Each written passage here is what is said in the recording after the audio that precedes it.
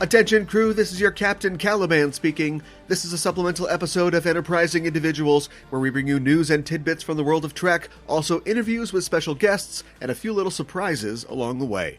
I hope you had a great Pride Month. I know I did. Remember to honor Pride in your heart and try to keep it all the year. We actually have a few more shows and interviews left over from Pride Month about LGBTQ issues and how they are expressed in Trek, so keep listening in future weeks to hear more on that topic.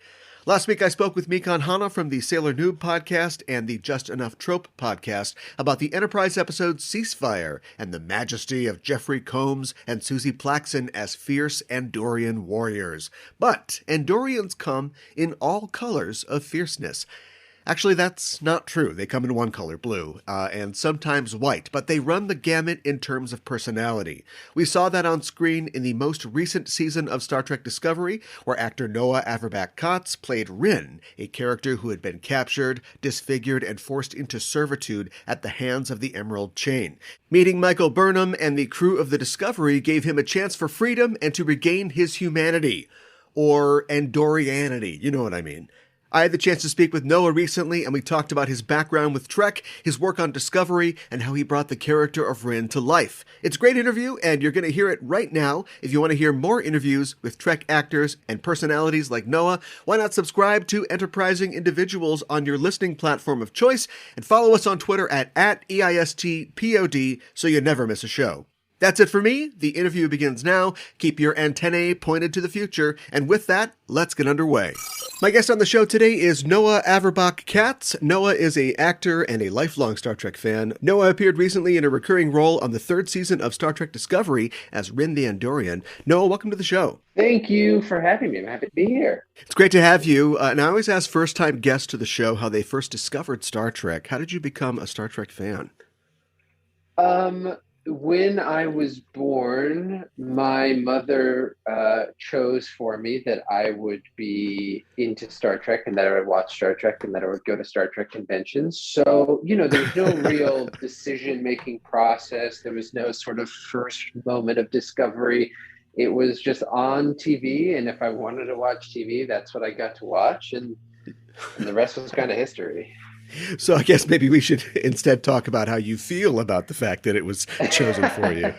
I feel great. Of all the things, to be chosen for me from childhood, I feel like Star Trek fan is among the most pleasant and innocuous and enjoyable. So I'm very pleased with my mother's decision on that. Sure.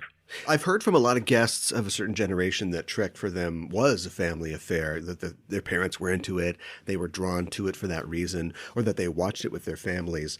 But of course, your mom, it was a lot bigger than that. She was a huge Trek fan. Is that right? Yes, definitely.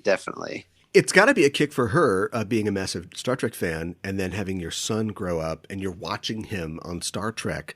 I think if I was on Columbo, maybe I could get that reaction from my mom.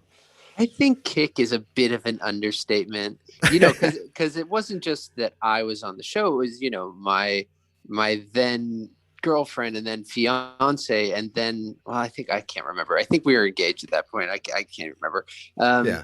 And then wife, is like a main character on the show. And so before, I was there, she had been on set and got to walk around and meet the cast and and sit in the captain's chair. So it was already like, beyond her wildest dreams. And then sort of me getting on the show was really just the cherry on top of the whole experience. At that point, it's like, okay, actor son, come on, get on this thing. Yeah, exactly. Speaking of acting, when did you know that you wanted to become an actor? Oh, that's a really good question. It just sort of happened in a weird way.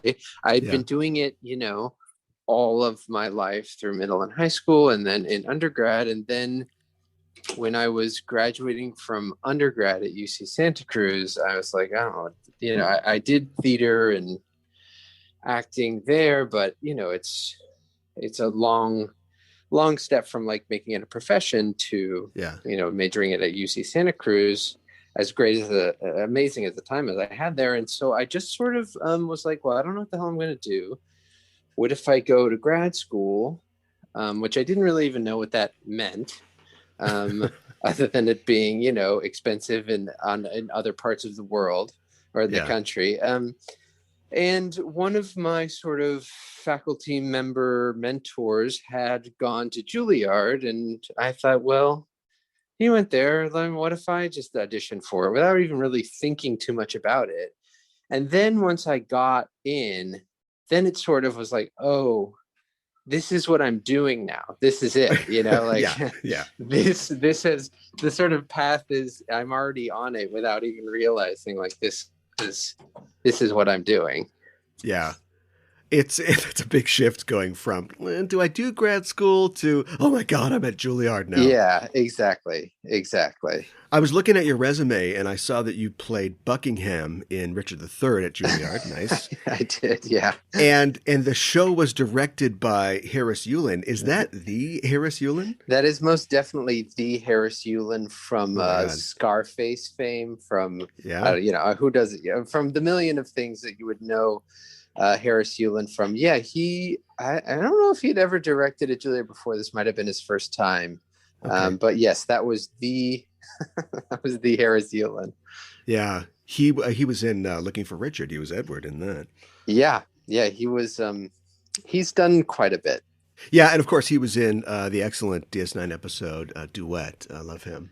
That's true. You know, I didn't even put that together. But it's almost like with a guy like Harris, with that sort of distinctive gruffness, the sort of, you know, his like very, very sort of like weather-beaten face and attitude. It's like if he wasn't on an episode of Star Trek, that would be more surprising. Yeah, that would be a real waste. Yeah. You did Shakespeare Santa Cruz too, is that right? That's right. You know, when I was at Santa Cruz, it's different now than it was then. The festival has like separated from the school and is sort of doing its own thing for reasons that sort of I don't really know because I would left, but before it was very much integrated with the theater program. And so you could do like a summer internship, and there was like a traveling thing where you would go to schools in the sort of Bay Area, well, not actually the Bay Area, and like the Central Coast area, Monterey area. And so all of my really early professional experiences were partnered with Shakespeare Santa Cruz, and there was this huge crossover between my professors there and people who had come to Santa Cruz to work there and kind of stuck around in a professor role. And yeah, it was awesome. Those are some of the best times working as an actor I've ever had, really, up to Star Trek. That's awesome. I've heard actors who've been on Trek before make the comparison that the dialogue in Shakespeare can be tough, but just wait until you've got to do technobabble on Star Trek and you're synchronizing the annular confinement beam. That has nothing. It doesn't hold a candle to iambic pentameter. At least you can you know beat stuff out with like stress and not stress as opposed to just gobbledygook words. Totally. Yeah. Well, you landed the part of Ryn on Star Trek Discovery, and as an actor who is a lifelong Star Trek fan, that must have been like the best phone call you've ever gotten. You know, it's actually very strange because I don't really remember getting the phone call. I think I had sort of like I just sort of had to detach myself from it a little bit, you know, because I didn't want to sort of make it into this thing. And also, you know, as far as I knew, I mean, obviously I was thrilled and super excited. As far as I knew, I could have two lines, you know, it wasn't clear what I was going to be doing. And, you know, so I just was excited and happy. And then I don't think it really actually set in until I went on to set for the first few times to like get my face mold done and to do a test of the mask. And that's when I was really like, oh, like this is actually happening. This is going to be really, really fun and really cool. And of course, you have way more than two lines. I think your character of Ryn is, I think it's like a deceptively simple character. We've seen Andorians in Trek sparingly, the exception of maybe Shran. They're usually background characters or they're uncomplicated. But Ryn has a lot of facets as a character, being from a bold race, but somebody who is tortured and oppressed and is sort of repressed. How'd you go about building the character of Ryn? That's a great question, you know, because when I started, you know, on that first day, I didn't even know that I was going to be an Andorian. I didn't really get okay. that confirmation until I had the mask test and I was blue, because at the same time I was getting my test done, Ian, who played, oh God, he played the Orion in a couple of episodes that I'm forgetting the name of. But we were doing the same thing. He was like the head of the mining camp or whatever. So I think people were a little confused if I was supposed to be the Orion and he was the Andorian. So I really didn't know for a while what I was going to be doing. And then once I found out it was going to be an Andorian, basically what I did was just immediately watch all of the Andorian episodes from, the one in the original series, and then all of Enterprise episodes. I think there's like 8 episodes, even though he sort of makes a big impact. He's not actually, it's sort of a very Q experience where he's kind of in and out, but those episodes kind of roll. And then I just, sort of I just had to go sort of script by script, because I didn't really have anything advanced. The only thing I knew after reading the first script was that I wasn't dead. I was on the hospital bed. They said you made it, but that's about it. But even in that first episode, I think that was really kind of the key for my approach, was that trying to think of it, in terms of Star Trek terms, trying to figure out through Jeffrey Combs's performance, like what are Andorians? What is like the sort of like foil or the metaphor that they're trying to sort of go into, whereas like, and I was thinking about it in terms of all the races in Star Trek. And I think what I sort of landed on was like, I think what is happening with so many of these races is there's something that they present, and then there's something that they're covering. And so I thought, for like a Vulcan, they prevent this super logical, having it all together. But then you just take a deeper look at any of their episodes and they're totally a mess and they're always falling apart. And for Klingons, it's like bloodlust and honor, but really it's about, it's about like community and relationship and passion, so it's sort of like this sort of dichotomy. And even for humans, I think are probably the best example, which is that Starfleet is constantly presenting, having it together and doing the right thing and justice and truth and loyalty and always getting it right. But they're always sort of covering, which I think is like, the whole thrust of the Q arc of like, they're sort of animalistic, baser instincts. And so I was trying to put that together for Andorians watching Jeffrey Combs' performance. And what I sort of got from it over the arc of his time on Enterprise was you have this sort of very boastful, bombastic, in your face, kick ass, take no names attitude. That's very different than like the warrior race of Klingons, it's a lot more leather jacket and a lot less army fatigue. And then as this sort of arc of Shrin progresses, you can see that there's just like he's actually really sensitive, and he has these really big, deep feelings that sort of come out when his mate dies or when his daughter is captured. And he sort of is almost like by the end, he has sort of lost all of his status and is like asking for help in a very sincere and emotional way.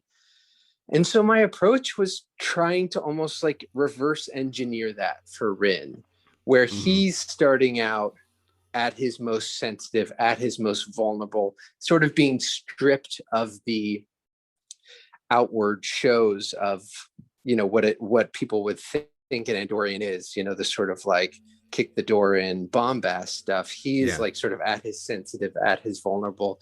And then his arc, as I got more and more scripts and was able to kind of learn a little bit more, was sort of like him getting his groove back a little bit, him kind of picking up just a little bit of his mojo and his confidence and that other part of his sort of identity. So that was sort of how I tried to approach it from a Star Trek, angle. And then from an acting angle, I just tried to copy everything David Ajala did because he's really good. And I was like, you know what you're doing and I'm going to steal it. So that's my plan.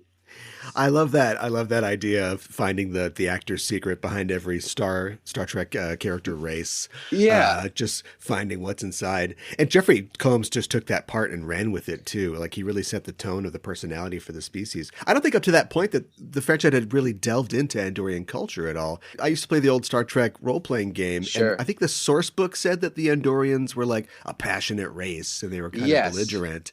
And you'd see it in Trek novels sometimes, but it was so cool to see Combs bring that character to the screen and show like he's doing the thing from the source book.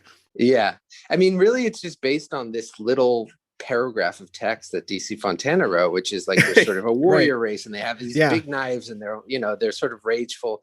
But I think that really the Andorian Bible is Shran and not even Shran, not even how he's written, but it's actually Jeffrey Combs's performance of Shran, because there's not necessarily in how it's written, which is very good, but he really is the one who is like defining it, so that was sort of my source Bible for how to try and keep it within canon and lore and not make people angry at me, which I really didn't want.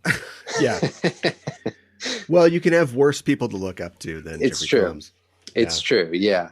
And it was cool. I mean, one of the amazing things about my experience and one of the reasons I feel lucky on so many levels is that getting to participate in something that is so iconic, if you show an Andorian to somebody who doesn't watch Star Trek, they'll know it's from Star Trek, even though they're in like 12 episodes out of 800, which is crazy. And so getting to actually like build a little bit of lore that is sort of like, that is that makes its mark is just like so awesome, Yeah. The makeup for Andorians on the new series is cool, but it must have meant early call times for you. Yeah, when we first started doing that makeup, it took about 5.5 hours from start to finish. Oh, wow. So yeah, I was there really early. Part of the reason was that, so with the masks, what I didn't understand is that they're hand painted every single time. Out of the box, they're really just like a blue rubber latex, like a light blue latex with no texture, no color. It looks like, like you would buy at a Halloween store, but if nobody painted it. Yeah. So it has to be hand painted, airbrushed on top of gluing it to your face. And then what really took a long time was that in the first episode, I had this Andorian beard, and each strand of that beard had to be glued and trimmed piece by piece. Oh, wow. And so they saw that after the first time, they got rid of it. After the second time, they're like, this is crazy. Yeah. Yeah. So after that, it went after that with a little bit. And also, you sort of, you get used to, painting, you find the quickest way to do it, where everything goes and what it should look like. We got it down to about 3.5 hours by the end. So that was a breeze. All right. Well, even when you've got all this on, there's a lot of action in your scenes. When you're wearing such elaborate prosthetics, you've got antenna coming out of your head. Is there a worry that your face is going to come off, or you're going to break an antenna when you're diving away from an explosion or you're rolling around? I wasn't so worried. It's not the thick parts of the rubber, like, where the antenna would be or on the top. I was never too worried about them breaking or ripping. What is actually like the hardest parts are like the more delicate parts. So I actually had prosthetics on my lower lip, which is pretty common. They'll give you lips. So that's really where it would come off, because you have moisture from your mouth sort of lifting up the lip. And so when you're talking, you make any kind of P or T or some plosive sound, it'll catch the air and sort of lift your lip up in a way that maybe might pick up on camera a little bit, but also is just very distracting when you're trying to, talk and it feels like your lips are falling off. So that was really the thing that I had to be most careful of. And it really meant that I was really limited in what I would eat during the day, because a lot of the time what would happen is if you have a sandwich, that lip's just going to fall right off. So you sort of have to have something with a straw that you can sort of stick in the back of your throat and just devour like some sort of monster. And then, the other thing was the contacts, those sort of bright blue contacts I had. Those were really challenging a couple of times in the, in like the planet, the prison camp set. that was all indoors, and they had these sort of like explosive fireball thing. I think they call them dragon farts on set, and they're it's basically like just like gas, and then they light on fire and it sort of does a fireball, but all that gas sort of gets trapped in the set, which is fine for everybody else. It's not like a health hazard, but it makes everything really dry. So I think on the first day, on our longest day of shooting in there, the contacts were starting to dry to my eyeballs. And they were sort of turning, my eyes were like just the fully bloodshot red. And so they actually had to shoot my close-up scenes as fast as they could before the contacts adhered to my eyeballs, and then took them out and had to CGI for some of the faraway scenes. Oh, so did you use like drops or something like that? Or yeah, we had drops. The people who there's dedicated people for contacts and stuff, and they were amazing. Sure. But it was just like the situation just was so challenging that they were like, you need to take these out or you're going to have blue contact eyeballs for the rest of your life. Right. It's just going to be this forever. Yeah. Those are some pretty big like scenes, some outdoor location shots for like the salvage yard and the explosions you were talking about. Had you done something like that before? Oh my God, never. That was crazy because my first day of shooting was my last day of that episode. So I was basically just like laying in a hospital bed, which was thrilling. I couldn't believe my luck. I was in a sick bay thing and I had a space blanket, which was all shiny. I was like, wow, I'm really on Star Trek. Yeah, right. And then the next day they drove us out. They drove us out super early in the morning to a steel factory called Stelco, which makes like aluminum like cans. And it basically looks exactly like it does in the show. It just looks like an alien planet, salvage planet. And you can hear my cat screaming at me in the background. I'm not paying enough attention to him. Come on, get in here. I'm talking. And yeah, basically the first day of shooting there was like there were 50 extras.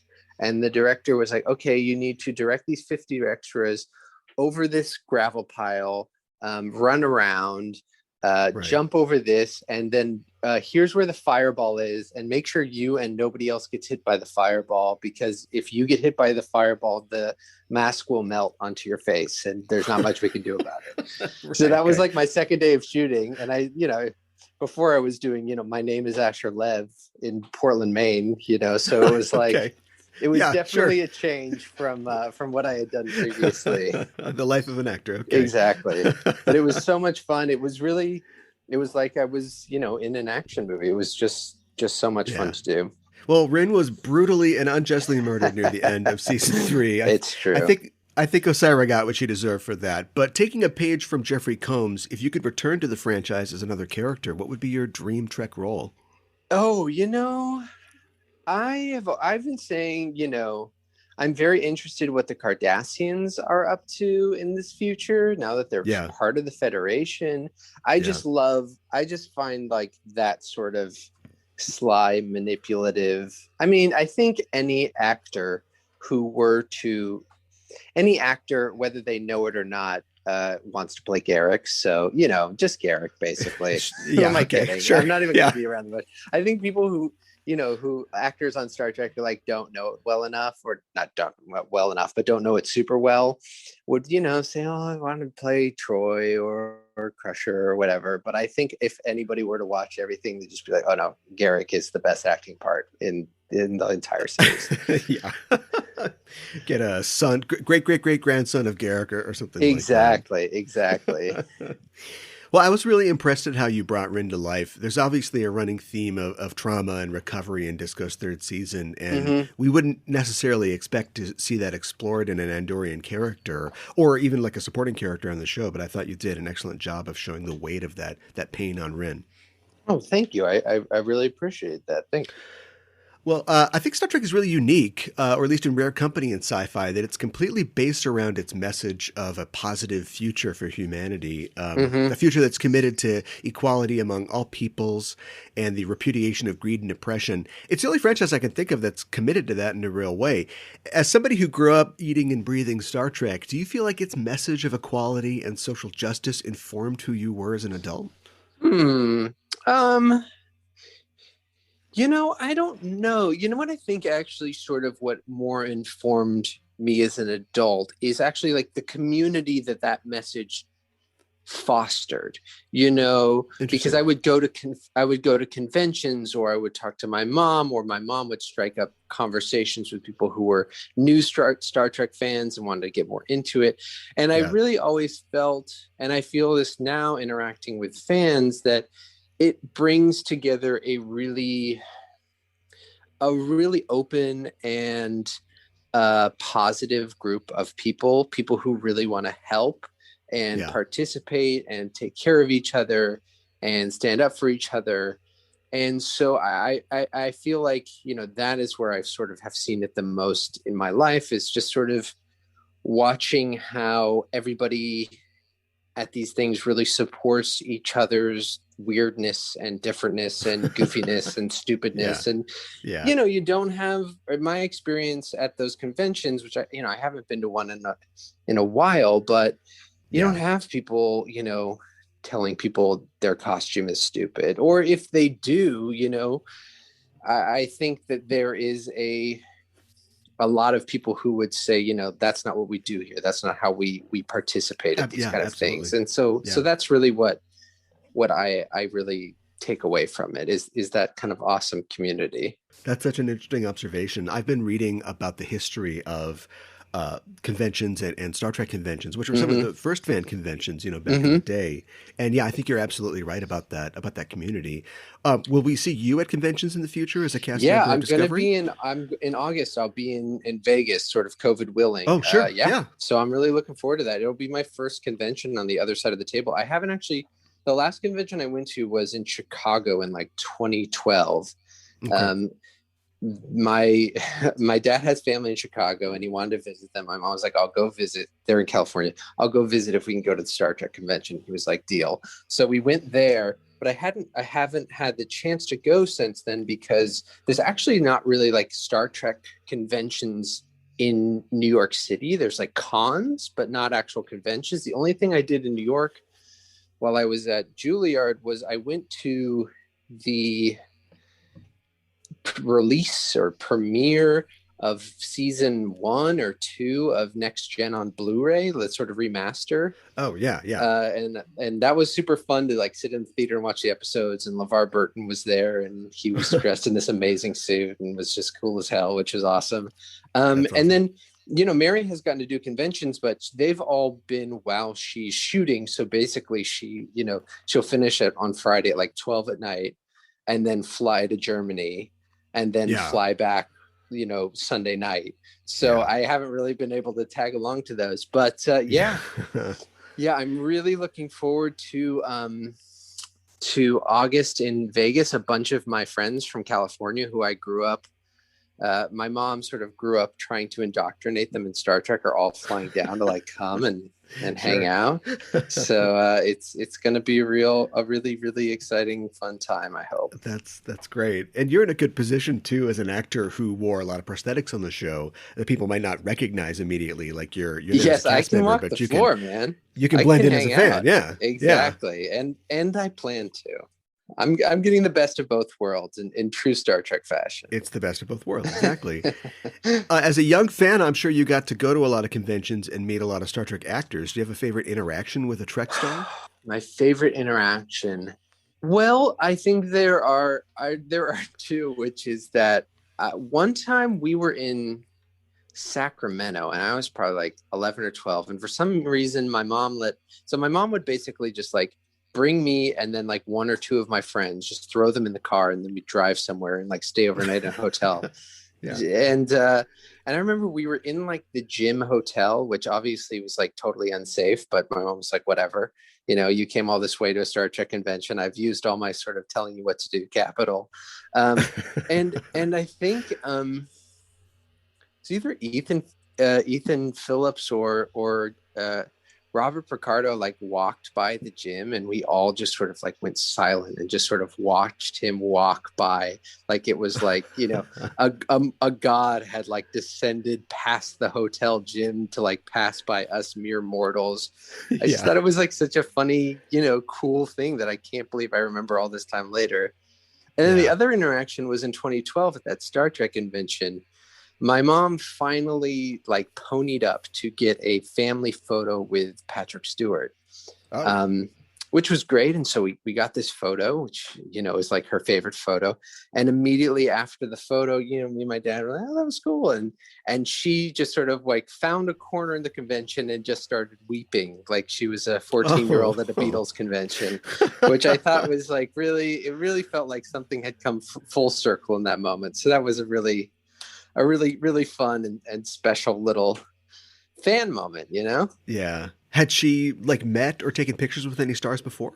I don't know. You know, I feel like she had definitely gotten a lot of autographs. I don't think she ever did the photos. Yeah. I don't know. You know, I think it was just like sort of a different thing back in like the late 90s. It felt like so extravagant to like purchase a photo with somebody. Whereas now it's like, well, yeah, of course I'm going to get a photo with everyone. Yeah, exactly. Yeah. You know, it was just a different sort of vibe where, you know, it was just a different vibe, or maybe it was just my mom. I don't know. Yeah. Well, it's an intense 45 seconds. Exactly. Yeah. She probably just didn't want to cry in front of me when I was 12 when she went or in front of the captain. Exactly. Yeah. Right. Yeah. Well, just before we go, I mentioned before that I was a fan of role-playing games, and I know that you've been running a game or game mastering a role-playing game campaign for some of your Disco co-stars with Disco Does D&D. And I think I read that it's your first time running a game? Yeah, you know, I've been playing for a while now, but this is like my first time doing like a full real campaign with people. Sure. But you know, it's been great, and I've consumed so much specifically Dungeons and Dragons media that I feel a little over prepared for it, you know. So yeah, right. Yeah, it's been so much fun. I've had a really, really good time. Are your castmates a good group? Do they stay on task? They're a very, very good group. They're a very loving and caring group. They listen to each other very well. That's good. they you know, I try to keep the session sort of as story forward and sort of moving forward as much as possible, mainly because with the schedules and everything, everybody's time is just so precious. So you don't really want people to sort of just be wandering off. And I try to keep the sessions relatively short, you know, compared to some, you know, me who has all the time in the world. But yeah, they really, you know, they're at the point where sort of if I say anything, it's like, oh, this must be a clue. This has to be a clue. So that's sort of their latest thing is that anything I do, it's got to be a clue, which is a lot of fun for me because, you know, it's like the magic banana is here, and you know, you could have the whole session about what is the banana. And then next session, you don't talk about it at all. Yeah. Somebody eats it. It was just a banana. A yellow herring. That's it. Yeah, exactly. Exactly. I've played with both actors and non-actors, and you'd think that the stereotype is true, that when actors play a role-playing game, they're going to get really dramatic and get into it. But I know players who have never stepped on a stage in their lives, they've never acted, and they bring their characters to such life in amazing ways. You know, they know completely who that character is that they're playing. Yeah, you know, it really is a game for everyone. I think actors actually, sometimes I felt like there is almost less pressure on an actor to feel like they need to be dramatic because this isn't their moment to be dramatic. You know, this is the time that they actually just get to be like, yeah, you know, in Star Trek, I get my brains blown out, but here I really just would like a beer. You know, I just want to sit at the table and have a beer. Whereas like, I feel like for non-actors, it really is their moment where it's like, I'm going to defeat the king and put the knife through his heart and scream to the heavens at the last moment. So it's great. You know, it really can sort of work for everyone. So it's just so much fun. It can get really tense too when the party's hit points are low and everybody's running out of healing spells. The monsters are coming. You really get to see what people are made of. It's true. Yeah. There's nothing better than killing one of your players, knowing that they can resurrect them, but still it's just like you're dead. You died. Right. Oh, well, moving on. Well, Noah, it's been great talking with you. I really appreciate you taking the time to share your experiences with us. Do you have anything coming up that you can talk about, or is there anything that the listeners should be aware of? About at the moment, you know, come see me in Las Vegas in August if you're around, and keep an eye on my Twitter. It's N_A_K, and everything I'm doing will kind of pop up there. All right. Well, thanks again for talking with me, and good luck with your future projects. All right. Well, thanks for having me.